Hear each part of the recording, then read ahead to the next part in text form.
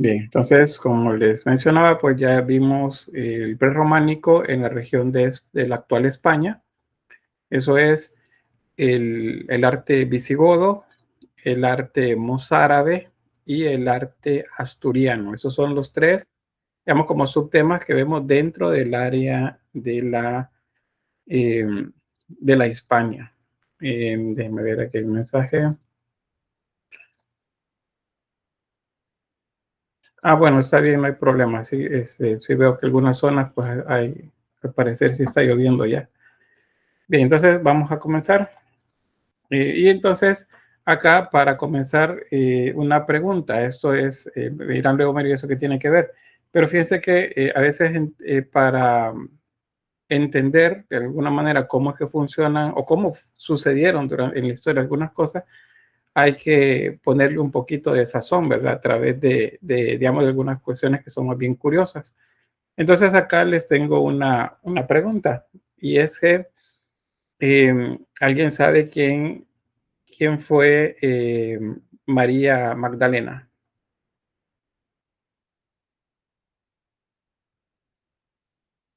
¿No? ¿Nadie? María Magdalena, María de Magdalo, Diana Marisela, dígame. No es la que andaba con Jesús. ¿Cómo andaba? Andaba junto con él, vaya. Acompañaba a Jesús. Bien, acompañaba a Jesús, ahí tenemos un dato. Tengo también luego de Diana, tengo a Yaretsi Michel. Creo que si no me equivoco, iba a ser apedrada, creo yo, y empezó a seguir a Jesús. Bueno, muy bien, tenemos otro dato. Valeria y Tatiana. Si no me acuerdo, si no mal recuerdo, bueno, es que ella como que era una mujer de la noche, como le dije.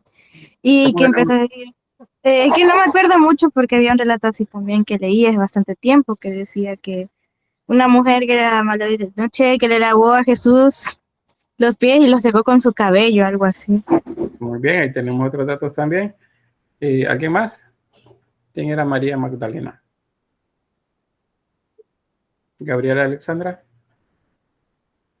No me acuerdo bien, pero si no me equivoco, o sea, María Magdalena como que estaba enferma, nunca dicen como de que esté enferma, pero como que Jesús la sana, no sé, pero no era prostituta. Hay gente que piensa que era prostituta, pero no es eso. Pues bien, tenemos otro dato un poco fuerte.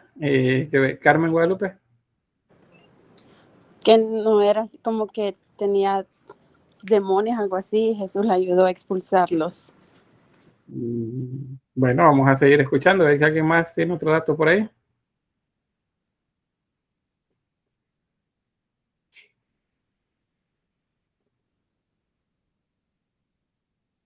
¿No?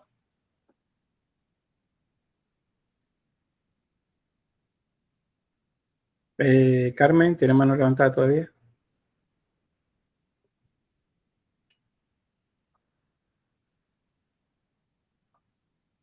No. Bueno, Balmore. Creo que también fue ella la primera que vio a Jesús resucitado. Muy bien, la primera que vio a Jesús luego de la resurrección. Ajá. ¿Alguien más?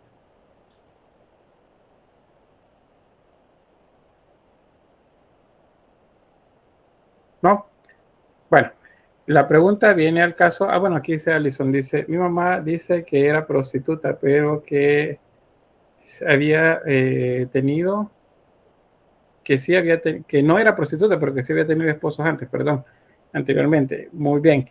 Fíjense que eso es lo bueno, digo, lo bueno es porque pocas personas le llamaron prostituta. Hace años, cuando hacía esta pregunta, siempre en el contexto de la clase, pues la mayoría decían que era una prostituta.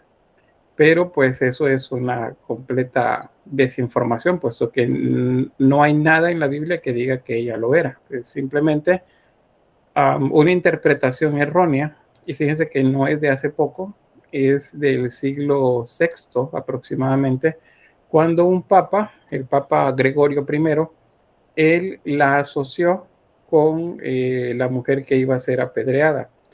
De ella solamente dice el texto bíblico que fue sorprendida en adulterio, no dice nada más. O sea, adulterio, pues, es decir, que no estaba con su esposo, sino con alguien más, o que pues estaba fuera de las condiciones que se consideraban como correctas en cuanto a la manera como debería de comportarse una mujer en ese momento. Todo lo que viene después de eso es pura desinformación y una confusión, porque no hay claridad de quién es ella realmente. La Biblia no lo dice. De repente aparece ya dentro del grupo de mujeres que acompañaba a Jesús, incluyendo la madre de él, que es María, la esposa de José. Acuérdense que como no hay apellidos, siempre hay que relacionar el nombre con el esposo o con el lugar de procedencia. Entonces, si yo le digo María Cleofas o María, la esposa de Cleofas, porque se llamaba María, y de esa manera la distingo de María, la esposa de José, o María, la madre de Jesús. De la misma forma, María procedía de un pueblo, una aldea que se llamaba Magdala. Entonces ella es María de Magdala o María Magdalena. Entonces así es como vienen los nombres. Ahora, ¿por qué se los traigo a cuenta? Porque les voy a relatar así brevemente una leyenda que tiene que ver con una de las culturas que vamos a trabajar en esta región de las Galias. Les voy a mostrar el mapa antes de relatarles sobre eso. Lo que vemos acá en el mapa es la manera como estaba distribuida, aunque esta línea no fuese así exactamente recta, la que divide el oriente del occidente, pero pues nos plantea que a la derecha de la pantalla, acá está Bizancio. De este lado está todo lo que quedó de Roma, mezclado con todos los pueblos bárbaros. Ya vimos en la región de Hispania, que es acá. Acá, pues los pueblos bárbaros que se instalaron ahí primero fueron los visigodos y con ellos se mezclaron los romanos. Luego vinieron la cultura islámica, los árabes acá, trajeron su religión y entonces ellos ocuparon la mayor parte. Contemporáneo a eso, en el norte se desarrolla el reino asturiano. Contemporáneo a eso, pues tenemos también otras culturas que son las que me interesa ahora que pongamos atención acá. Esta es la región de las Galias. Eso incluye Francia actual más parte de Alemania y parte de Britania, que sería la actual Inglaterra o Reino Unido, si le quieren llamar así. Estos otros son, digamos, tanto que corresponderían a una cultura occidental, pero con influencia mucho más directa del Oriente. Entonces, cuando comienza Bizancio, acá, en la época de los primeros emperadores, los que desarrollaron esas iglesias con una cantidad grande de mosaicos. Entonces, en ese momento, cuando aquí veíamos la cultura visigoda, en ese justo momento, acá se estaba, digamos, empoderando, tomando poder una dinastía de reyes que nacen a partir de un rey que se llama Meroveo. Entonces, en ese contexto es que ahora les vuelvo otra vez al tema de María Magdalena, solo que veo por acá que Diana Marisela, yo acabo de investigar y dice que fue la mujer, y dice que fue la mujer que Dios sanó de 7 demonios, y fue la primera en ver a Jesús resucitado. Bueno, esa es la última de las asociaciones que se le hacen, pero eso es bien recientemente, eso tiene unos 50 años aproximadamente, menos de 50 años, que se comienza a hablar de ella en esos términos. Y se le reconoce pues de manera diferente. De hecho, hace 9 años justamente se le reconoce a ella a nivel de la Iglesia Católica como apóstol, o sea, como una mujer que correspondería a parte de los apóstoles, como de la misma, digamos, categoría de los apóstoles. Eso es muy recientemente. Ahora, ¿qué tiene que ver eso con esta región, con las Galias? Pues resulta que, como acuérdense que en la primera etapa del prerrománico en esta región, pues todo está desordenado, no hay reyes, hay pequeños líderes tribales y se pelean entre ellos para ver quién puede ser el más poderoso. La Iglesia Católica de esta región, que es la misma de la zona de Bizancio, en ese momento, como aquí está todo organizado y están mandando gente para que pues traten la manera de influenciar en los pueblos bárbaros de esta región, entonces comienzan a justificar, les he comentado, el reino o el rey. ¿Y cómo lo hacen? Pues en una coronación en la que ponen coronas en la iglesia justificando, diciendo, él es el que Dios quiere que gobierne. Pues luego de la línea esta de Meroveo, ellos hicieron como una leyenda a la larga que hablaba acerca de su origen. Y de su origen ellos, para justificar el poder que llegaron a ostentar y que nadie se los quitaran, pues ellos dijeron que eran descendientes de un linaje real, y ese linaje real nacía justamente con María de Magdalo, con María Magdalena. Y esa es una leyenda, quiero que lo vean así. No es evangelios apócrifos, no es evangelios canónicos, mucho menos. Se supone, según esa leyenda, que María de Magdalo se quedó en esta, o Magdalena, le puede decir María Magdalena, se quedó en esta región posterior a la muerte y resurrección de Jesús. Acuérdense que ella fue, según el relato bíblico, la primera en verlo. Y se supone entonces, se entiende que estuvo junto con ellos. Luego, pues, ella se mueve de esta zona aproximadamente 10 años después de los sucesos del Gólgota y la pasión de Cristo. Ella se mueve y, bueno, inicialmente era, al parecer, llegar a esta región de Hispania, pero termina quedándose en esta región, en las Galias. No solamente era ella, eran también un grupo de mujeres, algunos hombres también, pero María Magdalena venía acompañada, según la leyenda, de una niña. Esa niña se llamaba Sara. Y se supone, según la leyenda, que Sara era hija de Jesús y María Magdalena. Es decir, era una sangre real. Era el linaje directo del Hijo de Dios, según la leyenda. Los hijos de Sara, o sea, siguiendo la línea, esa línea de hijos, nietos, uno de ellos se emparentó, es decir, se casó, según lo que los merovingios decían, con uno de su familia. Y entonces ellos de esa manera decían, miren, nosotros somos los que tenemos que gobernar acá, porque nosotros somos descendientes de la hija de Jesús y María Magdalena, de Sara, que así se llamaba. Entonces, esa es una leyenda. Eso, por cierto, tiene que ver con otra leyenda que va a hacerse también más adelante popular en esta región, y es el del Santo Grial. ¿Alguien sabe qué es el Santo Grial?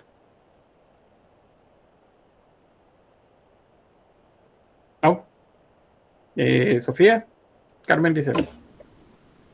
No era una copa que tenía como un beneficio, no me acuerdo si era el vivir por siempre o ser inmortal, no me acuerdo muy bien, no estoy segura. Sí, por ahí va la idea que se hizo famosa en la época de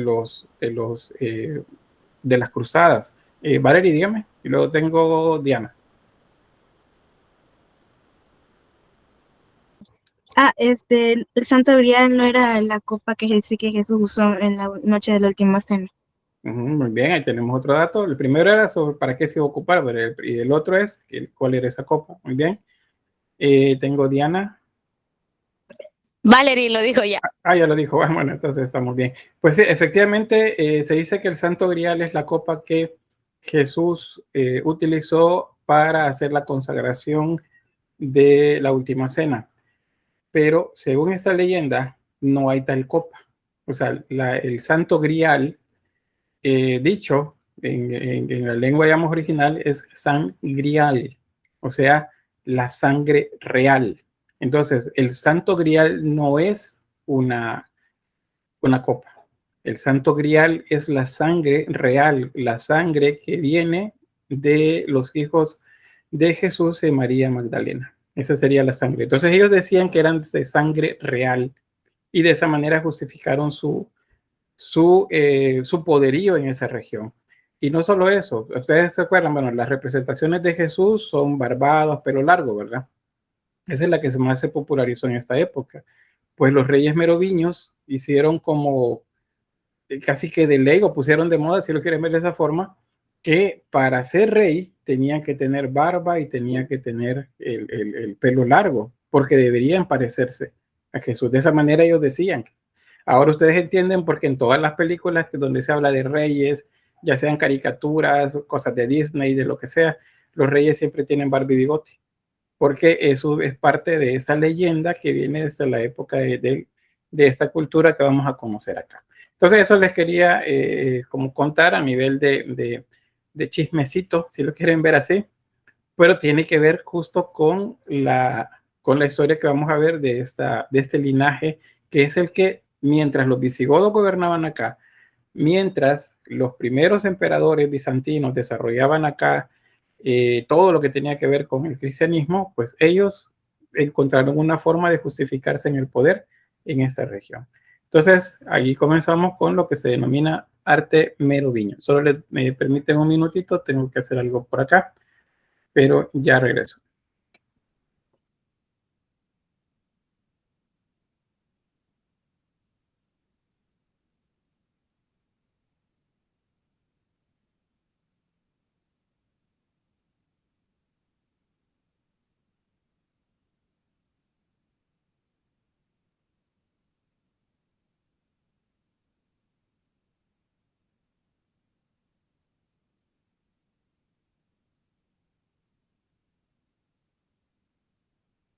Bien, volvemos entonces por acá. No sé si hay alguna pregunta sobre esto que les acabo de relatar. No, estas cosas son las que hacen interesante la historia, fíjense, porque si no son puros datos nada más, pero de repente pues hay cosas interesantes que nos ayudan pues a aprender más y a ir a buscar información, ¿verdad? Seguramente. Bien, entonces el arte merovingo fue desarrollado por esta dinastía que ya les he comentado, la dinastía merovingia. Se denomina de esa forma porque el primero de los reyes que toma poder en esta región, que es la actual Francia, Suiza, Bélgica, Alemania, o sea, toda esa región, es la que era las Galias, que llamaban los romanos, pues descendían de este primer rey, de Meroveo. Él fue el primer jefe militar. De hecho, Meroveo ni siquiera era cristiano todavía. Pero, o sea, para que vean que la historia no encaja así desde el principio, sino que son procesos. Pero la Iglesia Católica, que es la única que hay en ese momento en toda la región, ellos sabían que tenían que enlazar su poder con el de mayor influencia civil en la zona, para tener influencia política también militar y religiosa. Entonces, pues, hicieron que él pues se bautizara. Bueno, un hijo de él, más bien un descendiente de él, no un hijo, sino un descendiente de él, porque él sí dijo, o sea, bueno, sí está bien, bueno, que el cristianismo, sean cristianos todos ustedes, pero él siguió siendo pagano, o sea, él tenía sus dioses paganos con relación al cristianismo católico. O sea que es la misma historia que Constantino el Grande ahí en Roma, ¿verdad? Que él convirtió el cristianismo en religión oficial del Imperio Romano, pero él siguió siendo de culto romano, de sus dioses romanos, hasta el hecho de muerte. Entonces, bueno, ese es el planteamiento acá. Ustedes lo van a tener ahí para que lo estudien, luego para las evaluaciones. Sobre la arquitectura, pues decirles que hay poco que ha sobrevivido al paso del tiempo.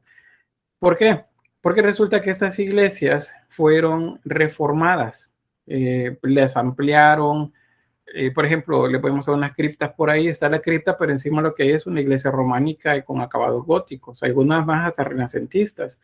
Entonces es poco, y algunos que se han conservado más completos en la actualidad son más bien como museos, no son todavía así muy abundante, igual la escultura, la pintura, todo eso es bastante escaso de los merovingios.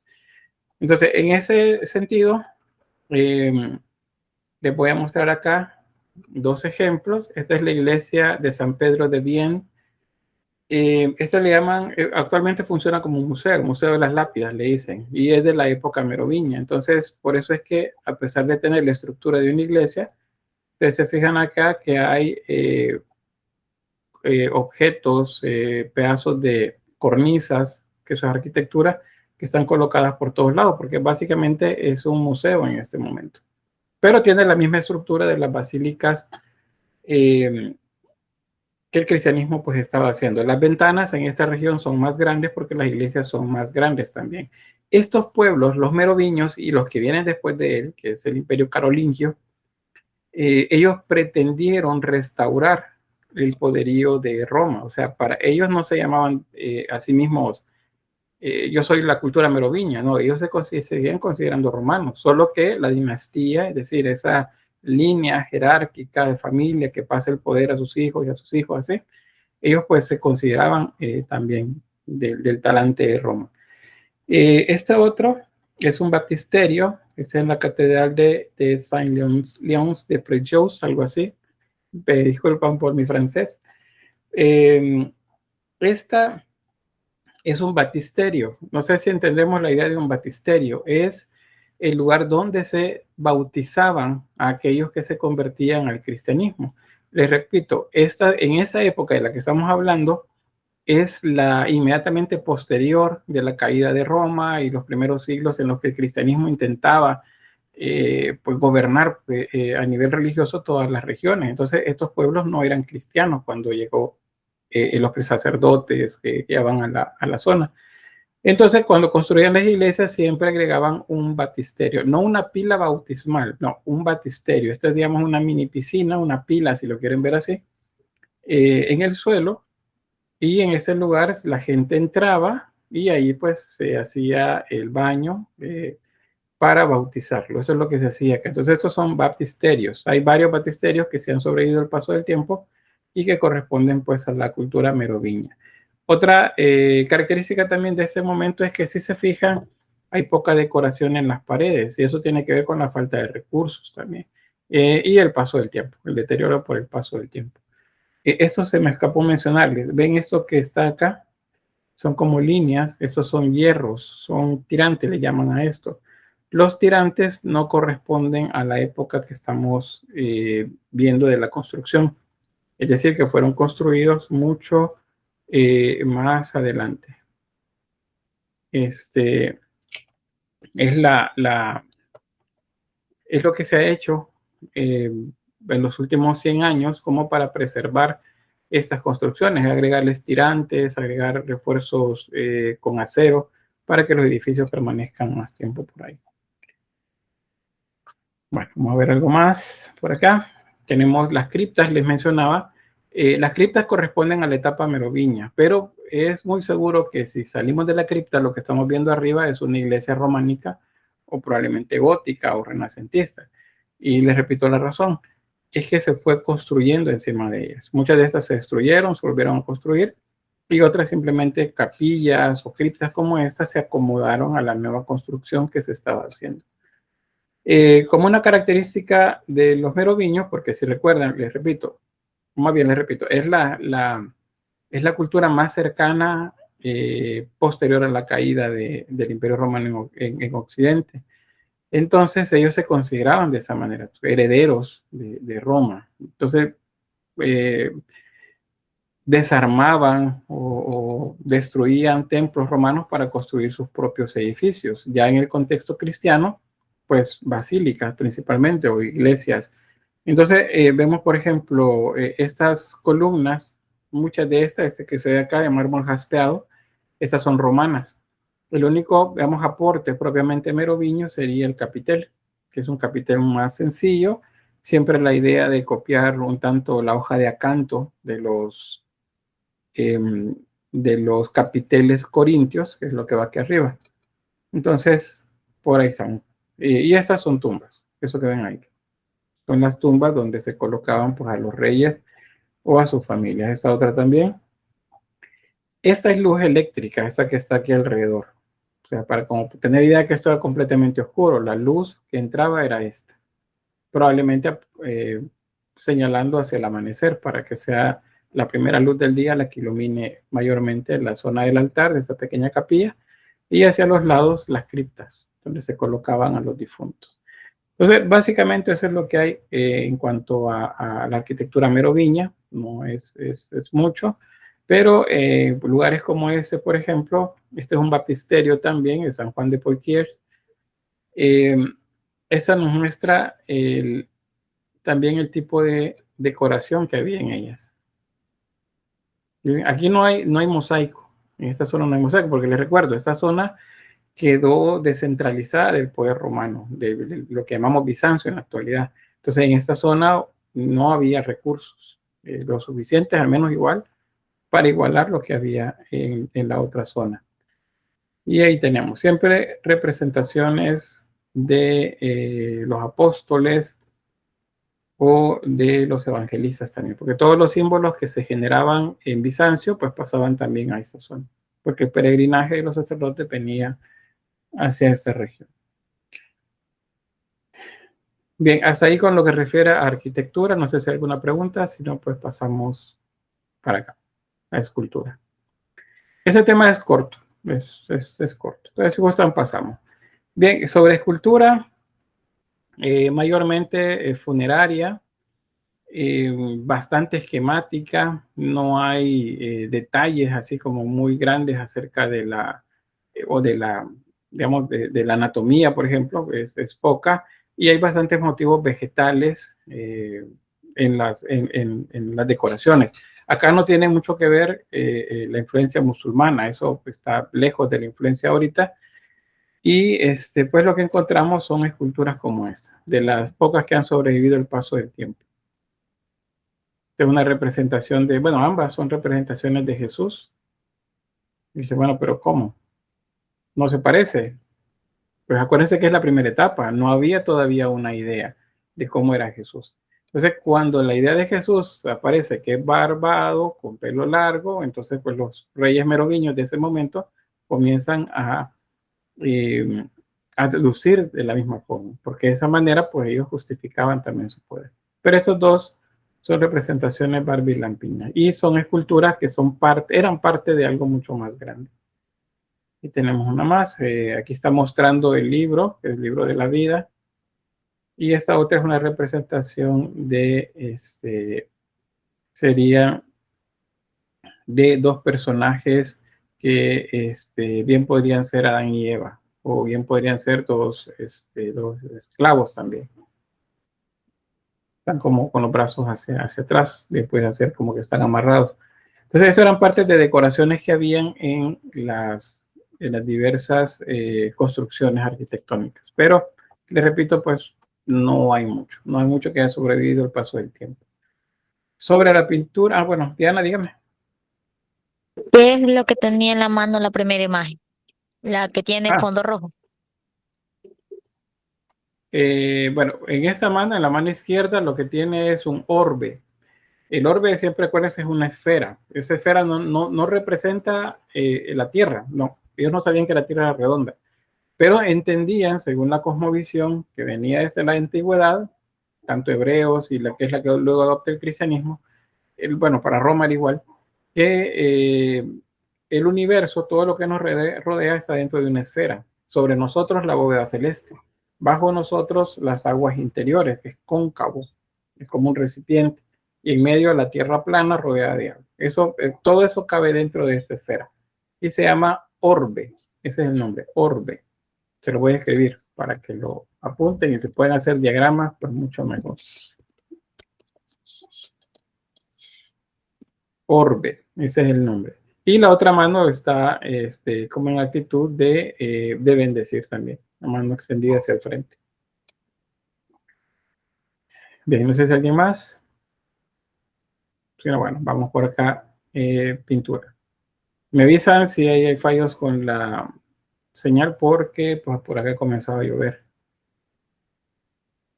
Bien, sobre pintura hay dos tipos siempre. Ya les mostraba un batisterio que tiene pues mucha decoración de murales.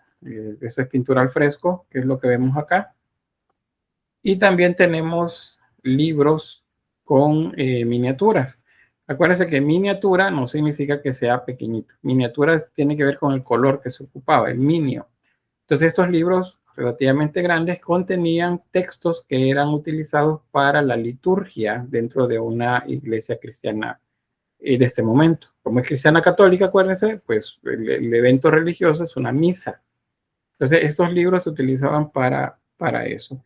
Aquí pueden ver en esta imagen el uso primero del latín, es el lenguaje que utilizan, porque era el romano, el lenguaje de los romanos. Y segundo, el visigótico, los caracteres visigóticos, el tipo de letra, porque es el que se considera como más elegante para estos textos. La primera letra siempre es un emblema y a partir de ahí sigue pues relatándose lo que vayan colocado por ahí. Y en esta mural, aquí este siempre es en el baptisterio que les mostré hace un momento, aquí tenemos a Cristo con una barba muy pequeña, no es una barba muy poblada todavía, pues en el nimbo, un orbe en la mano, la idea de que tiene el universo en sus manos, y las representaciones de los apóstoles, el águila, el buey, o el toro sería, el león y el ángel o el hombre. Esos son los 4 evangelistas. Y luego representaciones simbólicas que tienen que ver siempre con la religiosidad. Igual que escenas. Pueden ser, muchas de estas escenas podían ser también referidas a milagros, por así decirlo, aunque milagro todavía no es una palabra que se use mucho, pero digamos, cosas en las que los reyes merovingios tenían, se suponía ellos habían tenido también algo que ver. Bien, ahí están los manuscritos ilustrados que les menciono por ahí. Tenemos por acá, este se llama Sacramentario Gelasiano. El Sacramentario Gelasiano es el que les voy a mostrar por acá. Y este pues está lleno de emblemas como estos que ven por acá, símbolos crucíferos con elementos bastante, digamos, como bien de diseño. Si se fijan acá, por ejemplo, hay mucha geometría, han utilizado animales también para hacer elementos decorativos. Por ejemplo, esto, la A del alfa, bueno, no la A, perdón, la alfa son 2 peces y la omega son 2 peces también. 2 peces entrelazados, alfa y omega. Una flor hexapétala, hexa es 6, ¿verdad? Hexapétala. Símbolos de cruces. Todo eso. ¿Se imaginan el trabajo que llevaba a hacer esto en los libros? Y tenemos otro más. Esta está hecha con pájaros, son pájaros multicolores, probablemente representaciones, digamos, estilizadas de aves de la región. Igual otra vez el alfa, la omega acá, que cuelgan de la cruz. Símbolos de carneros, por ejemplo, por acá. Y me dice, mire, pero se ven raros. Es que creo que ya les mencionaba, ¿verdad? Probablemente quienes hacían eso nunca habían visto esos animales, sino que habían visto referencia en otros manuscritos. Y de ahí era que los copiaban. Y ahí está. Letra visigótica en latín.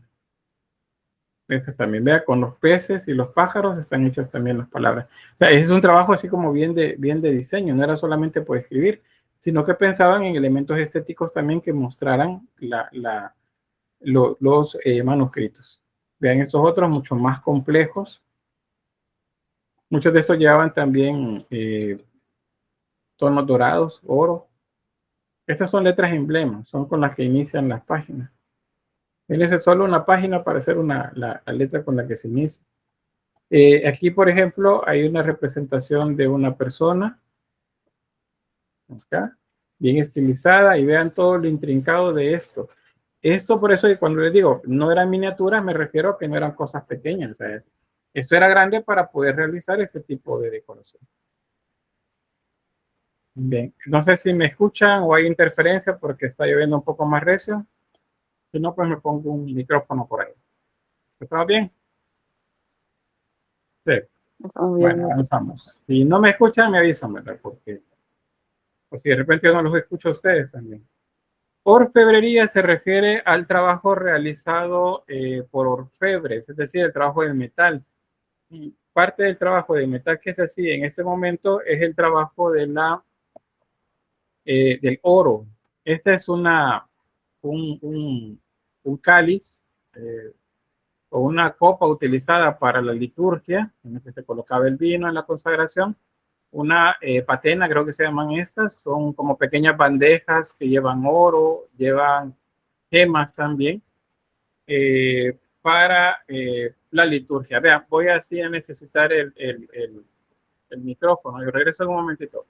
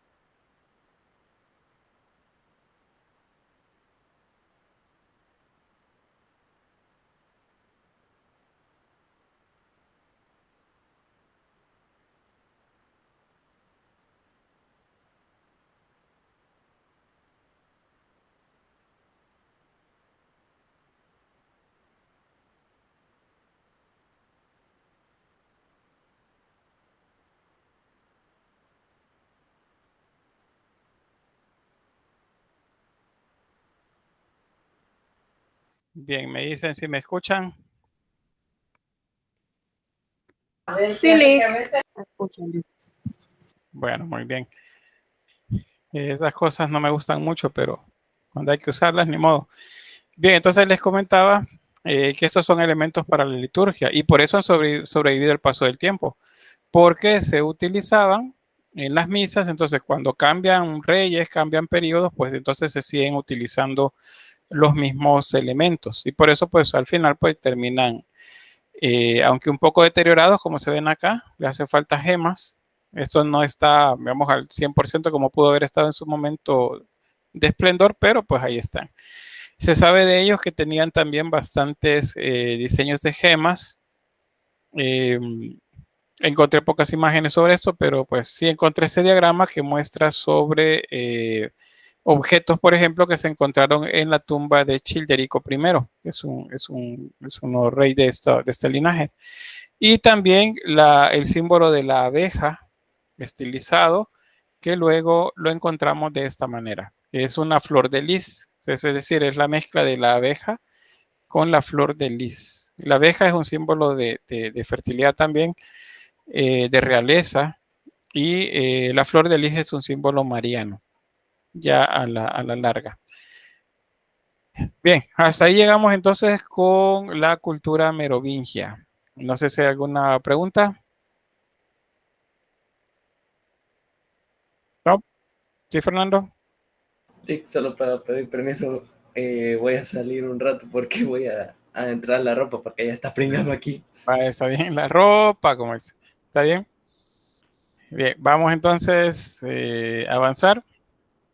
Vean, estas diapositivas que vienen, hay algunas que traen bastante texto. Entonces voy a tratar de avanzar con esas para irme directo a las imágenes. Entonces, por si ven así que voy muy rápido y dicen, mira, eso no lo explicó, es porque es lo que les voy mencionando, ¿verdad? No la voy a leer, es lo que me refiero. Bien, esto seguimos hablando de la época prerrománica, solo que hoy ya hemos avanzado un poco en el tiempo. Ya para esta época, el tiempo de los linajes, del linaje de los merovingios termina por extinguirse, cambia la administración en la región, cambian los reyes y pues tenemos una realidad diferente. A este punto, los visigodos, que eran los vecinos de los merovingios, pues ya no están. Ahora la cultura principal en esa región es la islámica. Y por lo tanto, lo que tenemos bajo este territorio es la cultura mozárabe. Tenemos Asturias también, que es contemporánea de los mozárabes acá. Y tenemos entonces esto que, si se fijan, pues cubre parte de la actual Francia, Alemania, Bélgica, Suiza, los Países Bajos. Toda esa zona es básicamente esto. Y hacia el sur tenemos la península itálica también. Entonces, y aquí hablamos de otro rey, un rey que quiso retomar o retomó más bien la idea de los anteriores de él, de los merovingios, en cuanto a que Roma volviera a ser la gran potencia que fue en algún momento. Y bueno, ¿cómo sabían eso ellos? Pues por los relatos en los libros, porque los libros no desaparecieron, ya les he comentado sobre eso. Los libros siguieron estando ahí. Y aquellos que tenían acceso pues podían leer acerca de la grandeza de lo que fue pues Roma en su momento. Entonces, el Imperio Carolingio es una dinastía que nace con un rey también, con el rey Carlos el Grande, llamado Carlomagno. Ese es el nombre de él. Y básicamente tuvo una relación, digamos, relativamente buena con el Oriente, que es la región donde Bizancio, para este punto, estaba por su tercera edad de oro, segunda, tercera edad de oro por ahí, y el Islam en el sur, ¿verdad? En la península ibérica. Eso, digamos, que eran como los bordes con los que las fronteras con las que él lidiaba. Este es Carlos el Grande, o Carlos I de Aquisgrán, también se le llamaba así, Carlos el Grande o Carlomagno, es lo mismo. Él vivió del 742 de nuestra era, que eso es siglo VIII, al 814, siglo IX de nuestra era también. Él intentó restaurar la gloria de Roma en la región y lo logró hasta cierto punto. Solo que la historia no lo reconoce como una nueva Roma, ¿verdad? Sino como imperio carolingio, o sea, el imperio de Carlos Magno. Él había heredado de su padre, llamado Pipino el Breve, el poder principal.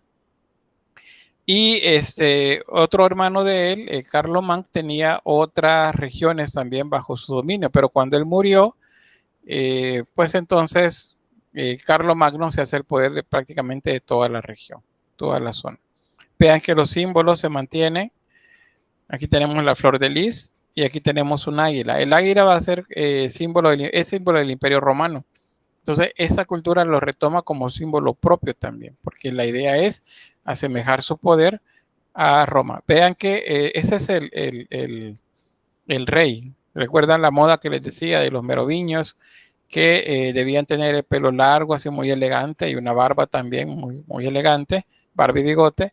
Pues eso se mantiene con estos reyes. Es como un requisito, digamos, estético que tenían que tener. Y en la mano derecha tiene la espada, símbolo de poder en la guerra, y en la izquierda tiene un orbe con una cruz sobre ella. Significa que el universo lo gobierna Cristo. Eso significa que es un rey cristiano también, un rey cristiano católico. Y de hecho el cristianismo usó bastante de las influencias que tenía con él para poder afianzar más poder y más territorio en estas regiones. Imagínense cómo era digamos, la idea de Carlomagno para volverse más poderoso, que si bien los reyes eran coronados por obispos, por sacerdotes importantes, él dijo, no, yo no quiero que me pongan la corona a un obispo, yo quiero que me la ponga el Papa. Y dije, pero el Papa está lejos, pues lo traen, digo, para que me corone. Y así fue como el Papa León III, él fue el que lo coronó. El actual Papa creo que es el que se eligió hace un par de meses, creo que es 14º, ¿verdad? León 14º. Pues ese era León III, el que coronó a Carlomagno como rey. Y de esa manera, pues él justificó a través de pinturas como estas, que aparecían en manuscritos, pinturas en diferentes lugares donde la gente pudiese verlo, pues él justificaba de esa forma su poder, porque el Papa lo coronó, no un sacerdote, no, el Papa lo llevó a coronar. Bueno, eso es algo de lo que ya les mencionaba. Y pues hay nuevas tipologías artísticas que se van a hacer por acá. Hay una alianza muy importante que realiza él con con la Iglesia Católica, Cristiana Católica, y es por eso que el Papa llega al lugar, porque el Papa necesitaba también, como les dijera, necesitaba apoyo militar en estas regiones. Y hay que tomar en cuenta que en la zona oriental, en la zona de Bizancio, las fronteras comienzan a ceder también. Entonces, Bizancio comienza a tener ese declive. Entonces, el Papa busca un aliado poderoso que le ayude, aunque fuese lejos de Bizancio o de Constantinopla, pues quien le ayude a sostener el poder de la iglesia. Entonces, pues ahí es donde hacen esa alianza con Carlomagno. Ahora, ya hablando de cómo hizo Carlomagno para poder mantener el poder en toda la región, porque es un territorio bastante grande. Entonces, ¿cómo hacer para tener el control? Pues él lo que hizo fue nombrar emisarios que eran los que se entendían con obispos y con sacerdotes. Esos emisarios que él nombra se denominan missi dominici, que es este. El missi dominici, le jura fidelidad al emperador. O sea, ese es directamente con él los nombra y son cargos de confianza para él. Ahora, estos missi dominici lo que hacen es controlar a la nobleza, o sea, la gente adinerada de la época, y también controlar a los obispos. O sea, son el enlace con el emperador. Al emperador no lo van a ver los obispos de manera directa, a no ser aquellos de mayor influencia. Entonces deben pasar por este filtro. Y luego los la nobleza y la iglesia es la que tiene, es el enlace con los vasallos. Y los vasallos, acuérdense que estos son siervos y personas libres. O sea, son villanos, gente de las villas, aldeanos, gente de las aldeas, que son campesinos, son ganaderos, son artesanos de cualquier tipo. Y ellos pues también le juran fidelidad a los nobles y a la iglesia. Y ahora, ellos ya le juraron fidelidad al emperador también a través del Michi Dominici. Entonces, el emperador ahora prácticamente controla todo. Eso es una manera muy organizada de poder centralizar el poder, porque, o sea, descentralizar el poder, quiero decir, sin perder la autoridad de él como emperador. O sea, él tiene emisarios en todas partes. Es como si les dijera acá en el país, yo sé que no somos un imperio, pero si digamos el que nos gobernara fuera un emperador, pues es como si pusiera los gobernadores de cada departamento. El gobernador es el enlace con él. Y entonces nosotros que estamos en los departamentos tenemos a otras personas que nos sirven de enlace con el gobernador, que para el caso nuestro serían los representantes distritales o alcaldes, si fuera el caso también. Y de esa manera digamos que estamos en una jerarquía. Nosotros no vamos a ver al emperador, pero lo que nosotros digamos puede llegar a él, dependiendo de cómo funcione bien esta estructura. Gracias a eso, pues se logra un control bastante grande. Ahora, ¿qué otra cosa sabe Carlomagno de Roma? Pues él sabe que fue una potencia cultural, no solo una potencia económica y política, sino cultural. Entonces, ¿cómo hacer para que sea de nuevo una potencia de ese tipo? Pues entonces lo que hacen es, o que él piensa y dice, bueno, hay que educar a la gente. Hay que educar. La única forma es educándolas, que la gente aprenda lo más que pueda.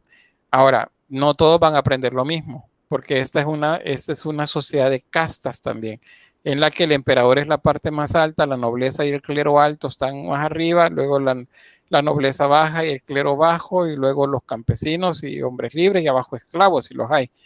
Entonces, no todos somos iguales. Entonces, ¿qué enseñar?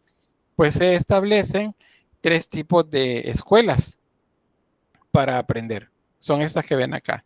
Las llamadas catedralicias, estas funcionan para enseñar, para educar a funcionarios del Estado, es decir, gente de la élite política y económica. Luego están las conventuales y estas sirven para educar al clero. Estas son guiadas por la élite de la iglesia y sirve para hacer sacerdotes o para educar también monjes eventualmente. Estas son las conventuales, son los conventos.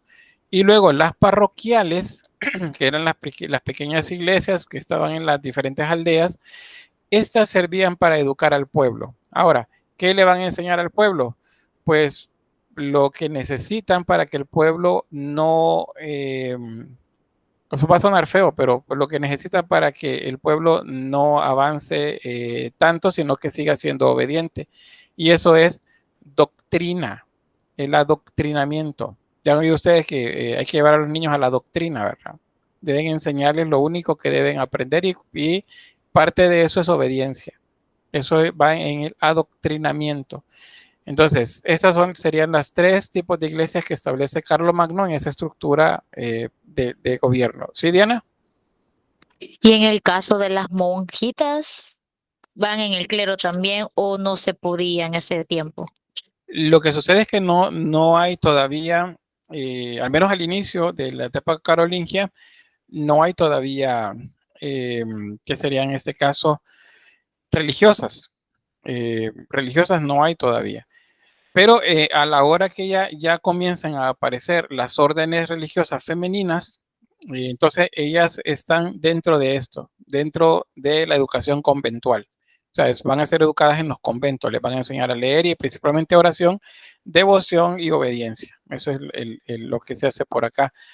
Sí aparecen al final de esta época las primeras órdenes religiosas que están, las que le llaman, se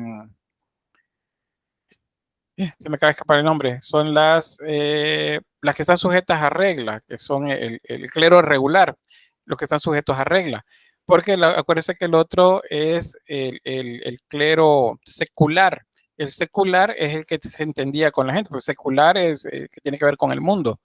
Entonces, eran dos tipos los que se van a armar por acá, pero sí comienzan ya los monjes a aparecer y eventualmente las monjas también en esta época. No sé si hay una pregunta más sobre esto.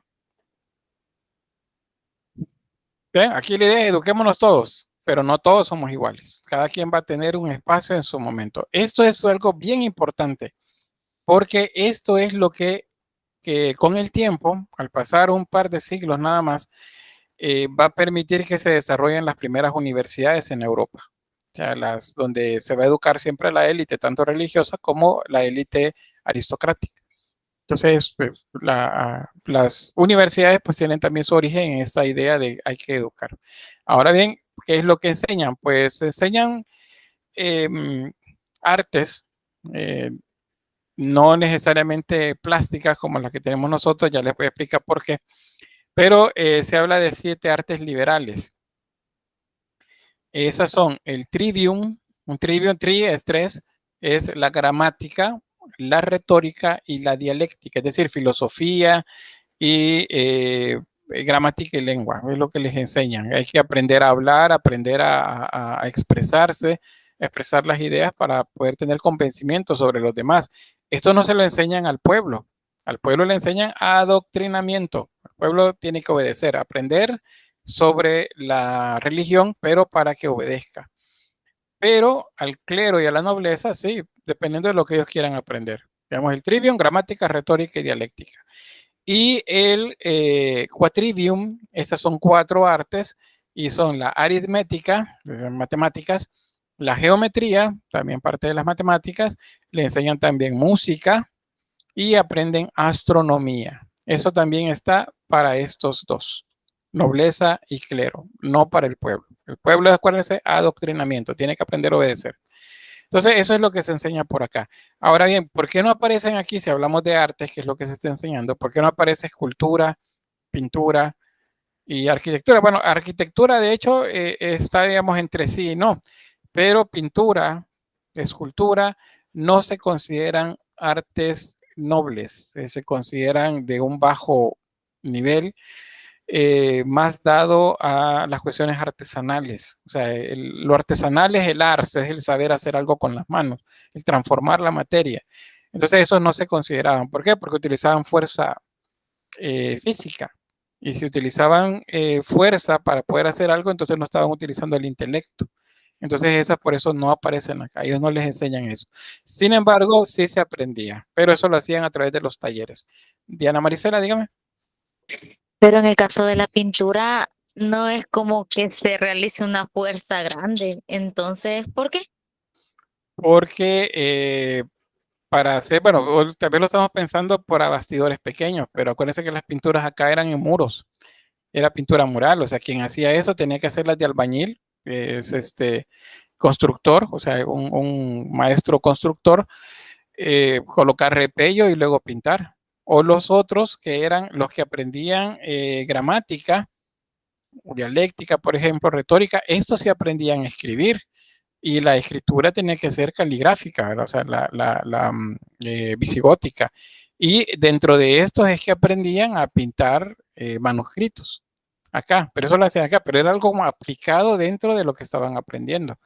Pero como arte propiamente no se hacía. Sin embargo, el oficio sí se enseñaba, pero oficio, los oficios artesanales, la pintura, la escultura era parte de lo que sabían hacer los picapedreros y también la escultura en madera, pues lo que sabían hacer los carpinteros, los ebanisteros, también todo eso.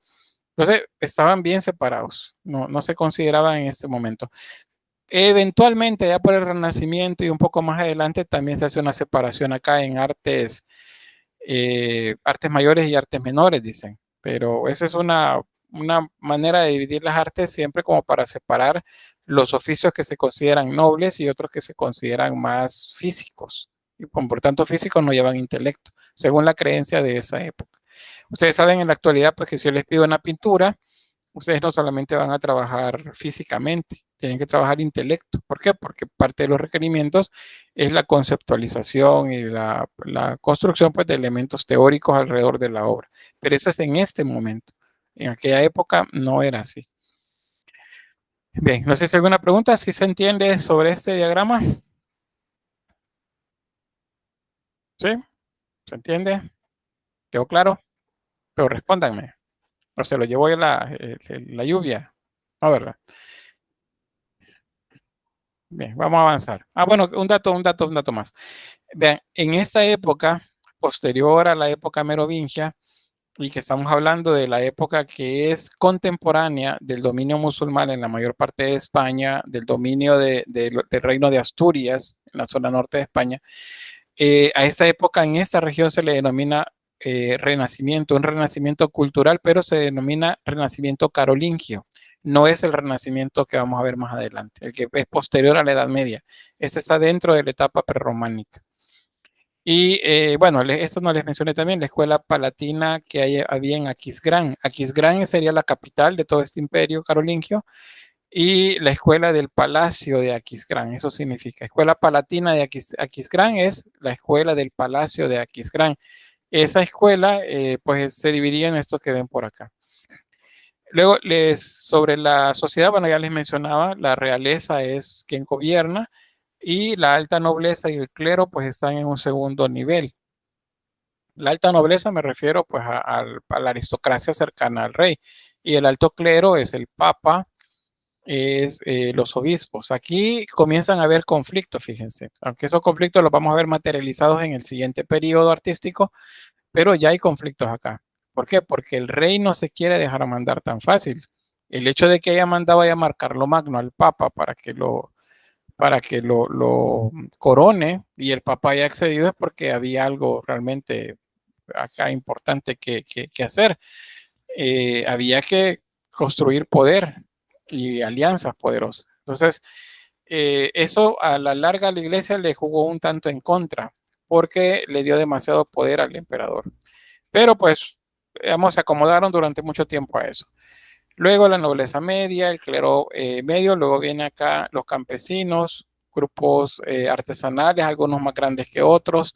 Los campesinos, algunos campesinos tenían propiedades y poseían terrenos y otros simplemente trabajaban por un jornal. Eso es, yo no tengo terrenos, pero yo puedo trabajar. Entonces, o alquilaban un espacio o le trabajaban a alguien más la tierra. Esos eran, digamos, asalariados, era gente a la que había que pagarle. Y luego, fuera de esto, los marginados, enfermos, principalmente, y pues gente que había sido expulsada de las otras castas. Este es un sistema de castas. Si se fijan, aquí hay un bloque y aquí hay otro bloque, pero aquí hay gradas. Eso significa que en la casta más grande, donde está la campesina, sí se podía subir o bajar. O sea, yo podía, siendo un campesino jornalero, o sea, trabajo por un jornal, un pago diario, yo podría con el tiempo comprar un terreno y entonces ahora yo puedo alquilárselo a alguien. Pero yo no voy a poder ser un noble nunca. No puedo subir. Eso es, esas castas son cerradas. Bien, ya viendo eso, esa es parte del contexto. Eso que acabo de mencionarles es contexto. Ahora vamos con la arquitectura. Y la arquitectura, pues, es monumental, dado que Carlomagno quería imitar la grandeza de la arquitectura romana, de la cual tenía un acceso un poco mayor, porque pues había muchos ejemplos cercanos en las ciudades de las Galias o en la región de Italia también. Entonces, muchas de estas iglesias, de estas basílicas, fueron construidas en ese sentido, con la idea de mostrar la grandeza del imperio. Está bien, Grandon, creo que era Marco. Va, está bien, bueno, sí está bien, ya van. Si hay problemas con la lluvia, pues ni modo, ¿verdad? Yo igual aquí soy, solo que aquí no llovió tan fuerte, pero sí era molesto el ruido. Bien, vean esta. Esta es una basílica a la manera romana, o sea, un edificio bastante grande. Y usted mire, pero ya habían vitrales. No, no habían vitrales en esa época. Eso que ustedes están viendo ahí al fondo, allá, son vitrales efectivamente, pero esos fueron colocados allí en una construcción posterior a la época carolingia, en la época gótica, o sea, unos 200 años después seguramente que el edificio fue hecho. Está bien, no hay problema, Diana, gracias por el aviso. Ahí pues, lamentablemente, pues sí provoca la lluvia problemas con las conexiones. Bueno, vamos a avanzar. ¿Qué características? Pues la bóveda de cañón, la bóveda de crucero, como esta que ven acá, en los empalmes de los brazos de la cruz, ahí aparecía el crucero, y las bóvedas se volvían de esta forma. Las iglesias ahora son grandes, son para muchas más personas y tienen 3 naves principalmente. La nave central, que es el espacio principal dentro de la basílica, y luego los laterales. Este es un modelo, o se convirtió más bien en un modelo para más adelante, el Palacio de Aquisgrán. El emperador Carlomagno no vivía acá, pero se trasladaba ciertas temporadas para poder atender pues, los asuntos relativos a las noticias que le traían de todo su imperio. Pero pues él no vivía acá, él prefería más la vida en el campo, un poco más, o sea, tenía un palacio también. Pero lo que nos recoge la historia como un modelo es el Palacio de Aquisgrán, que se correspondería al llamado Palacio de Audiencias, que era donde él recibía a los emisarios. Ahí estaba la sala del tesoro, donde se acumulaban pues, los tesoros que llevaban y los que él también repartía según se necesitaba. Los edificios de habitaciones de él y su familia, cuando se necesitaba también. Había una puerta principal para tener acceso a este lugar, y aquí habían también una capilla, la capilla palatina, o sea, la capilla del Palacio de Aquisgrán. También estaban las termas, muchas termas romanas fueron reutilizadas y se usaban con motivos médicos más que recreativos. Eso es otro aspecto. Otra cosa que habían acá eran hospitales. Vean, aquí hay una región, unos ¿cómo se llama eso? Como ranchos, que a nuestro decir acá. Estos son externos, aunque también habían otros que estaban ligados a las iglesias, a los conventos que habían a la par de las iglesias. Pero en esos lugares es donde se les daba, que sería un poco de alivio, tanto físico como espiritual, a las personas que llegaban enfermas. Es decir, no es que habían médicos acá, pero había gente que atendía a la gente que llegaba por algún tipo de mal. Fíjense que es una época extraña esta, un poco complicada, porque pues no hay médicos como tal todavía, pero hay gente que conoce mucho de anatomía y tiene conocimiento ancestral acerca de hierbas, de hojas, cuestiones que sirven para la salud. Entonces, en muchos casos eran carniceros los que atendían ciertas emergencias, ciertas enfermedades. Los dolores de cabeza, por ejemplo, los barberos, los artesanos barberos, los artesanos carniceros eran los que los atendían. ¿Y por qué ellos? Porque ellos sabían hacer cortes en algunas partes del cuerpo, principalmente las piernas, para poder aliviar la presión arterial. Y entonces cortaban una vena y dejaban que se vaciara un poco, y eso aliviaba los malestares que había. Luego sabían cómo curar para que pues hubiera una recuperación posterior a ese tratamiento. O sea, no había médicos como tal, pero sí ya había atención. Bien, esto que ven acá, este segmento que les estoy mostrando acá con el cursor, esta es la capilla palatina. Entonces, esta es la vista de la parte central. Este es un hexadecágono, es decir, tiene 6 lados principales, esa zona, al que le corresponde un ambulatorio. Ambulatorio es un espacio para caminar. Para quienes son católicos, si han ido alguna vez a una iglesia que tiene un espacio para caminar alrededor del altar, ese se llama ambulatorio. Entonces, este era un ambulatorio circular o hexagonal, más bien, en 2 niveles, y ahí es donde se ubicaba también en muchas ocasiones un obispo principal o también el rey en esa zona. Aquí tenemos una vista de planta. Esta parte de acá es esta de acá. Luego tenemos el cabecero de esa iglesia, un ábside y el pórtico principal, que es este. En este caso las entradas son laterales y tiene sacristías hacia los lados también. Esto se convierte en un modelo, les decía. O sea, que este tipo de edificaciones se repite en muchos lugares, o sea, la iglesia cerca donde está el palacio. Con el tiempo, románico, renacimiento, eso se va a seguir manteniendo y entonces donde aparecen las plazas principales en los pueblos, donde tenemos los palacios de audiencia cerca, tenemos la iglesia principal o catedral y otras zonas de mercado, por ejemplo, alrededor de una plaza principal. Eso es una herencia pues de esta época. Bueno, sobre la escultura, pues aquí algunas características, les decía, esto pues ustedes lo van a revisar luego despacio, pero decirles que se mantiene el seguimiento de los conocimientos que se tenían de la escultura romana, porque es una imitación de Roma, porque acuérdense, Carlomagno lo que quería es que su imperio fuera Roma otra vez, la grandeza de Roma. Entonces, pues él va a imitar algunos aspectos. Uno de esos es que se utiliza, por ejemplo, en monedas, se utiliza el rostro de él, en lo que se llama numística.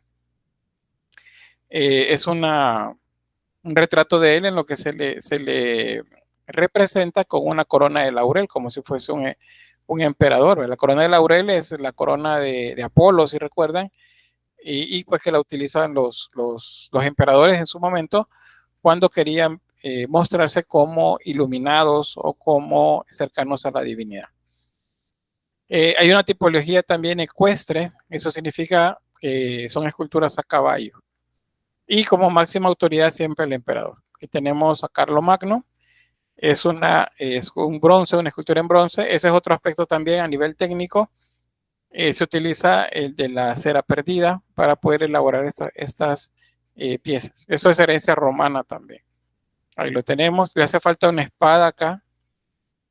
Y en la otra mano lleva un orbe. Acuérdense, esa esfera es un orbe. Es la representación de todo el universo. Y bueno, en este caso se le representa solo con un bigote pronunciado y una barba muy fina, muy pequeña.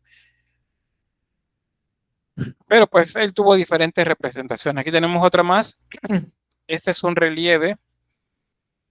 Muchos de esos relieves o estaban en las iglesias cerca de los altares o estaban también como portadas dentro de los libros. Y vean, en este Carlomagno, barbado acá, se hinca enfrente de la Virgen entronizada que sostiene a su niño Jesús. Y lo que Carlomagno está haciendo es dándole la capilla de Aquisgrán, como una maqueta, que le está dando una maqueta. ¿Qué está diciendo esta imagen? Que el emperador le entregó a la Virgen, pues todo el edificio, fue consagrado a la Virgen ese edificio. ¿Y qué tenemos alrededor? Un mensajero alado, acá, un mensajero alado con alas, no que está al lado, ¿verdad? Es decir, un mensajero con alas y un alto cargo clerical, o sea, ese es un obispo, acá, que son como testigos de la escena. Estos son otros relieves. Aquí se los coloco de esta forma para que vean que son dos etapas.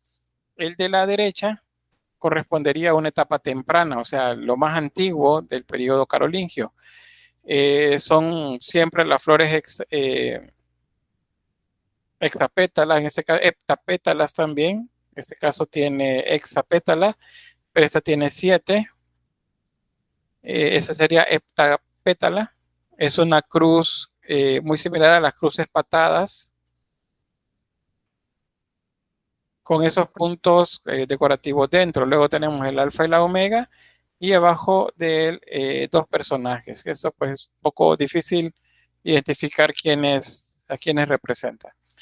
Y en el otro, esa sería la parte tardía, ya al final del periodo carolingio. Y este nos muestra un relieve realizado en marfil. Fíjense que estos, bueno, yo he tenido oportunidad de ver marfiles de ese tipo en museos. Yo me los imaginaba algunos de estos bastante grandes por la cantidad y calidad de detalles que tienen. Pero hay de estos que son muy pequeños. Si les hablo prácticamente del tamaño de un celular o el doble de un celular de tamaño promedio, con una cantidad de detalles increíbles. ¿Cómo hacían? Pues tenían como manera de lupas unos discos que eran los que les servían para aumentar a su vista pues el tamaño de las cosas y poder trabajarlas a detalle. Ahora bien, esto este es un monasterio representado como un castillo. Y esto lo que nos está diciendo es que adentro de este castillo, que es lo que se presenta en la parte de arriba, es decir, lo leemos de arriba hacia abajo, tenemos a un copista que está trabajando. Este es un monje, ya es la representación de un monje. ¿Por qué? Porque al final del periodo carolingio ya las órdenes monásticas ya existen. Y abajo de él otros copistas más pequeños. Eso lo que nos está diciendo es que pues hay uno que es principal y hay otros que lo que hacen es copiar lo que hace el primero. Eso es bien interesante también acá, si se fijan, esta es una paloma y la paloma le está hablando al oído, le está diciendo las cosas al oído. Es como decir, el Espíritu Santo, que ya para esta época ya comienza a representarse como una paloma, bueno, una paloma o un ave fénix también, cualquiera de los dos, es el que está inspirando de manera extraordinaria pues lo que está sucediendo acá y lo que está escribiendo el copista. Y luego pues la decoración muy minuciosa de la pieza. No sé si hay alguna pregunta hasta acá o algún comentario.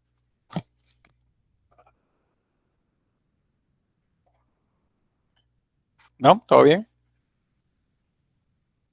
Bueno, vamos con la pintura carolingia.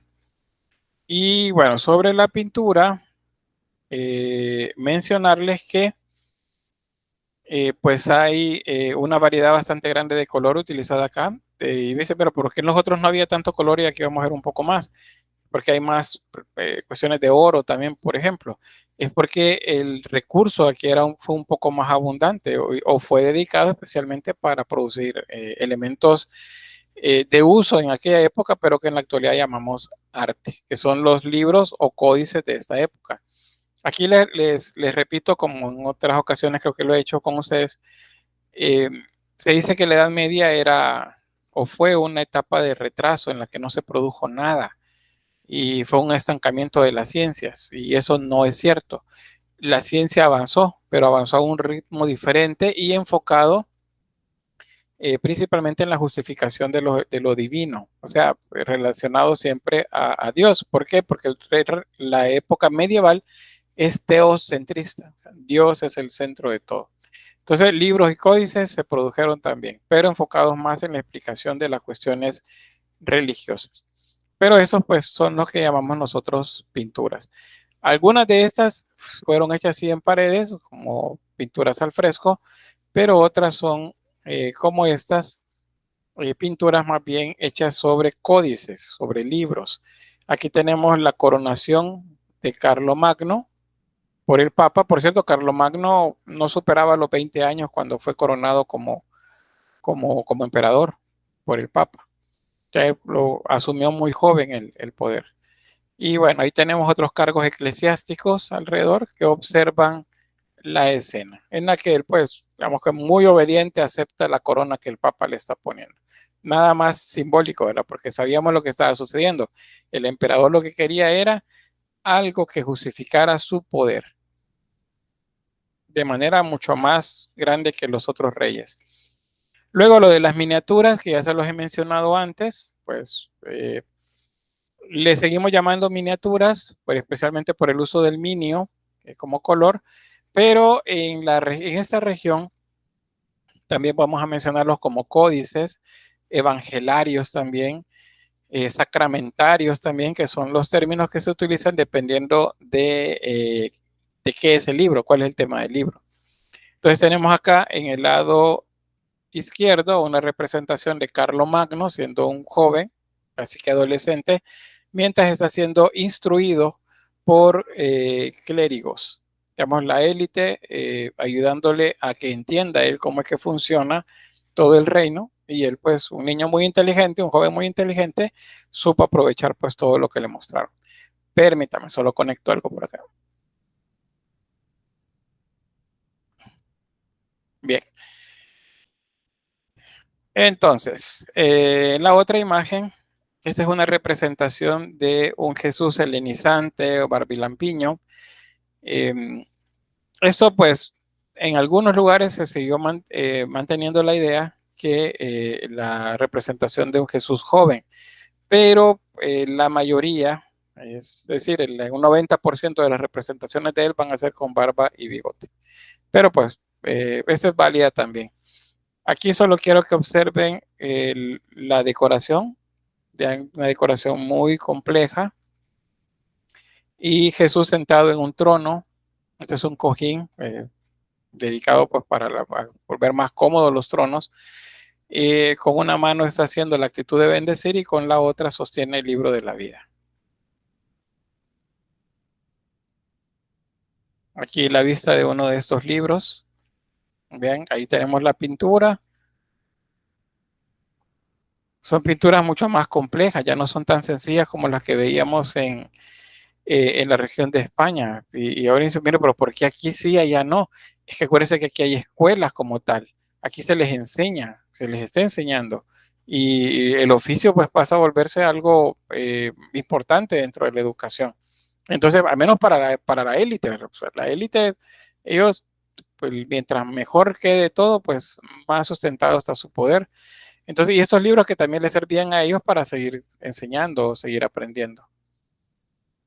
Estas son representaciones, por cierto, de Apocalipsis. Acá. Ahí está el apóstol observando la escena. Igual eso tiene que ver con Apocalipsis. ¿Y por qué con Apocalipsis? Bueno, que estamos viendo el cambio de milenio. El cambio de milenio del año 900 al año 1000 supone la idea de que Cristo viene a ya a hacer el juicio final. Entonces es un tema recurrente, el Apocalipsis y la idea de Jesús en majestad. Jesús que viene a juzgar y vivos y muertos. Entonces por eso los libros van por ese sentido. Lo mismo veíamos al final del Mozárabe. En Asturias es un poco menos, pero en esa parte sí lo vemos. Este es el que se llama el Apocalipsis de Treveris, que es la ciudad donde se encontró este códice, es alrededor del siglo IX. El siglo IX es el año 800. Y quiero que vean algo interesante acá con esa configuración inicial en la que se habla acerca de ángeles buenos y ángeles malos. Si yo les dijera a ustedes que me digan cuál de estos son los buenos y cuáles son los malos, ¿cuáles me dirían que corresponden a los buenos, por ejemplo? Sí, Brandon.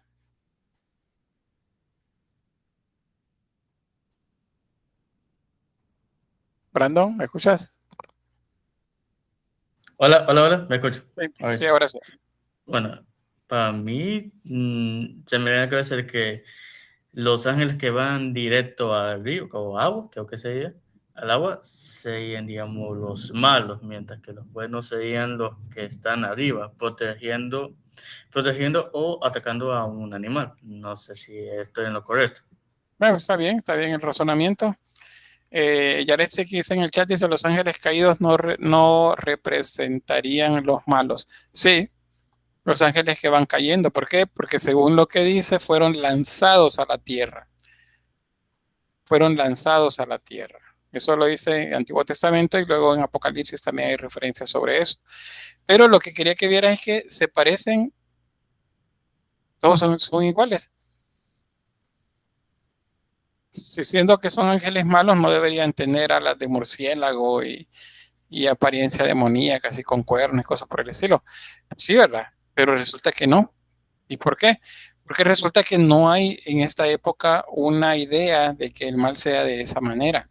El mal bueno, también por la zona donde están, que son culturas en las que la dualidad de las cosas se mantiene. Dualidad significa que el bien y el mal son buenos. No son buenos, sino que son necesarios y están en equilibrio. Eso lo decían todas las culturas antiguas. Cuando había un desequilibrio, las cosas iban mal. Entonces, en este sentido, estos que ven acá, pues se ven iguales todavía. Y efectivamente están atacando a una bestia. Esto es la bestia que menciona el Apocalipsis, que tiene 9 cabezas, creo. Que hay unas cabecitas más pequeñas aquí abajo y una grande. Creo que 1, 2, 3, 4, 5, 6, 7. Pues no, 7 cabezas. Sería la bestia de 7 cabezas. Y alas, que volaba. Eso se entiende entonces es el cielo. Es una batalla celestial la que estamos observando acá. Y este personaje que está viéndolo todo es el apóstol Juan, porque él fue el que relata el libro de las revelaciones, el Apocalipsis. Entonces, para que vean que las cosas no son como las vemos en la actualidad en su momento, sino que es una construcción de alrededor de 1000 años la que hemos tenido para la idea del mal. Bien, otro evangelario. Ahí tenemos representaciones de los evangelistas, de ángeles también, que es cuando están los ángeles arriba del evangelista, significa que, pues, que ellos son los que han transmitido la enseñanza, porque ellos son los mensajeros. Y otras más. Eso de acá arriba es una representación del Espíritu Santo, solo que con la forma de una, ¿cómo se llama esta ave? Una ave fénix. Por eso es naranja, porque es color fuego. Pero esta es una representación del Espíritu Santo. Esta es una mano. ¿Qué significa esa mano? ¿O quién es esa mano? ¿Sí, Katie? Es la mano de Dios, Uh-huh. Dextera Domini. Correcto, gracias, Katie. Exactamente, esta es la Dextera Domini, la derecha de Dios o la mano de Dios, así resumido. Y está señalando a su Hijo Jesús. Es Barbie Lampiño. Es que todavía no hay, al 100%, no hay una idea todavía generalizada de la apariencia de Jesús. Para unos todavía sigue siendo Barbie Lampiño y para otros no. Pero eso sí, la mayoría, la gran mayoría, tiene Barbie bigote. Y bueno, aquí tenemos María y aquí tenemos a Juan. También por ahí. Luego otro más, este es un apóstol. Y luego, bueno, el que les mostraba hace un momento, y aquí está el ángel dictándole lo que debe de decir. Por cierto, no solamente está dictando, esta es una representación de uno de los evangelistas haciendo algo que se llama reflexión acerca de la pasión de Cristo. ¿Katie va a decir algo más? No, bueno, gracias. Está haciendo una reflexión. ¿Qué está haciendo? Está viendo esto. Estos son los clavos de Cristo. Son los 3 clavos. ¿Y por qué son 3 ahora? ¿Por qué ya no 4? Porque ya para esta época comienza a organizarse más la idea alrededor de la Trinidad Santa, y por lo tanto son 3. Bueno, vamos a hacer. Bueno, las 4 escuelas principales, creo que con esto estaríamos finalizando. La de Aquisgrán, propiamente, esta se hacían a los personajes sobre fondos arquitectónicos, así como bien recargados. Tenemos el Espíritu Santo representado como un ave fénix, ave que resucita, que es de fuego también. Y aquí tenemos al evangelista, que está mostrando el texto. Ese, por cierto, si es una representación, quizás voy a reinterpretarles esta imagen, porque acabo de caer en cuenta que este es el apóstol Juan. Vamos a hacer como que no les dije lo que les acabo de decir. Es el ave fénix. No, este es un águila.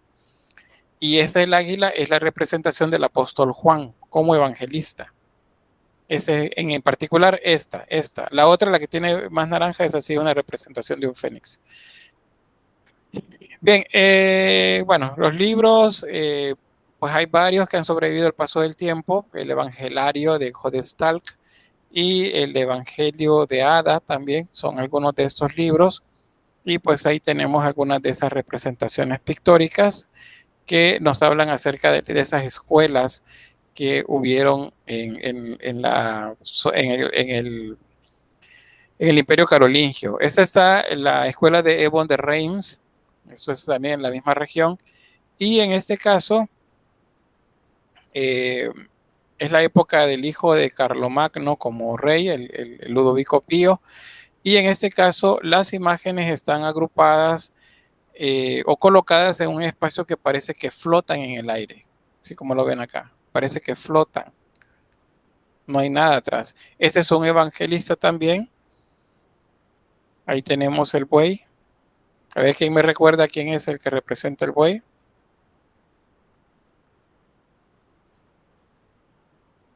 Juan. Ajá. No, Juan es el águila. Juan es el águila. A ver. ¿Cómo estamos con las representaciones? ¿Lucas? ¿Estamos seguros que es Lucas? No, pero me recuerdo que Mateo es el ángel. Y bueno, usted acaba de decir de que Juan es el águila. Ujú. Que de los otros dos no me recuerdo. Bueno, Al menos que sea Marcos. Marcos es el representado por un león. Lucas es el que es representado por un toro. Lucas, ese es Lucas. Entonces ese sería el apóstol, bueno, Lucas el evangelista. Ahí tenemos el toro. Acuérdense que eso deben aprendérselo. Se lo voy a repetir. Mateo es el ángel o un hombre. Marcos es un león. Lucas es el buey o toro. Y Juan es el águila. Esos son los 4 evangelistas. Esto nos va a servir porque más adelante volvemos a encontrar estas representaciones. Bien, aquí tenemos otro. Esta es la escuela de Tours.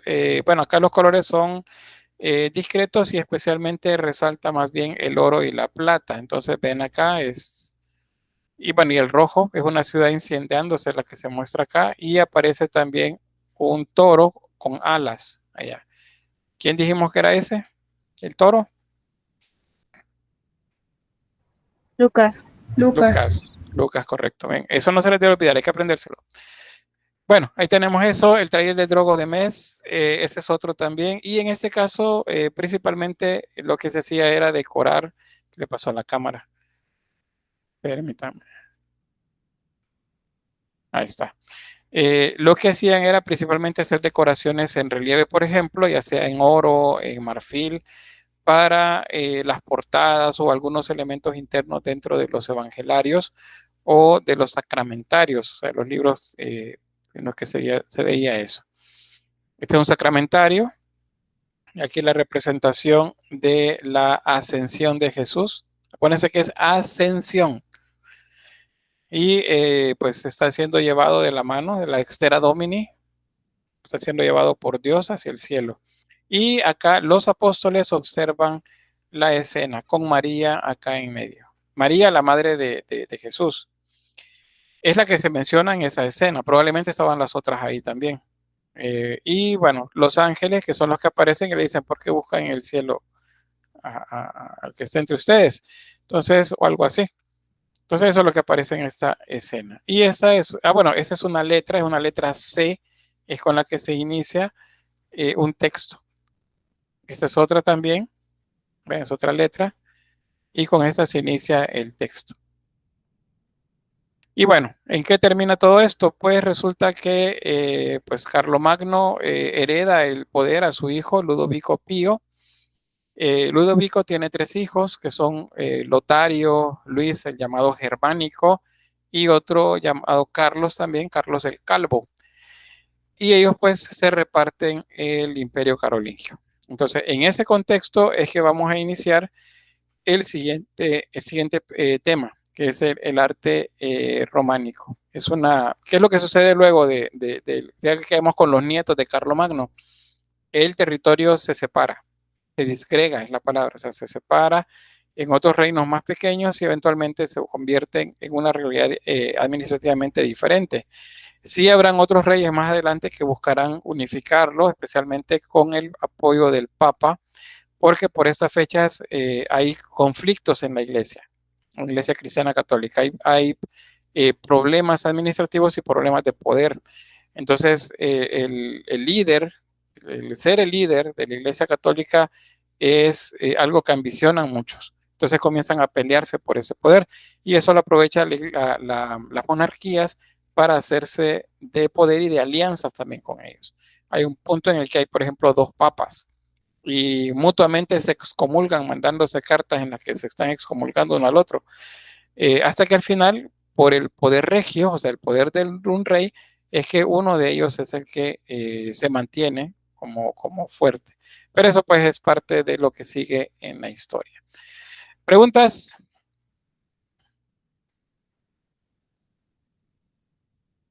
¿No? Bueno, voy a tener entonces la grabación por acá.